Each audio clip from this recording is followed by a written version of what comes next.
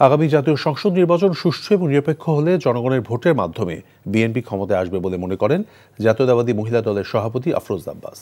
বিকেলে রাজধানী দক্ষিণ বনশ্রী এলাকায় গণসংযোগকালে তিনি কথা বলেন। আফরোজ আব্বাস বলেন, দীর্ঘ 17 বছর দেশে জনগণ ভোট দিতে পারেনি। এখন ভোটের পরিবেশ তৈরি হওয়ায় আগামী নির্বাচন ঘিরে ভোটারদের মধ্যে উৎসাহ দেখা দিয়েছে।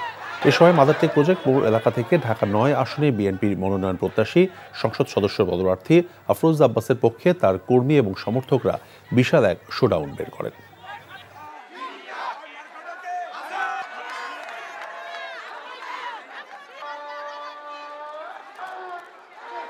জনগণ 17টা বছর ভোট দিতে পারেনি। ইনশাআল্লাহ জনগণ যদি ভোট দিতে পারে, একটা সুষ্ঠু নির্বাচন হয়, তাহলে জনগণের ম্যান্ডেট দিয়ে ইনশাআল্লাহ ধানের শীষের দেশনেত্রী বেগম খালেদা জিয়ার নেতৃত্বে, ভারপ্রাপ্ত চেয়ারম্যানের নেতৃত্বে জাতীয়তাবাদী দল ইনশাআল্লাহ ক্ষমতায় আসবে আমার বিশ্বাস। বান্ডেল থাকলে প্রতি সেনমানিতে টাকা বাঁচবে। বিকাশ সেনমানি বান্ডেল কিনে জিতুন প্রতি লেনদেনে।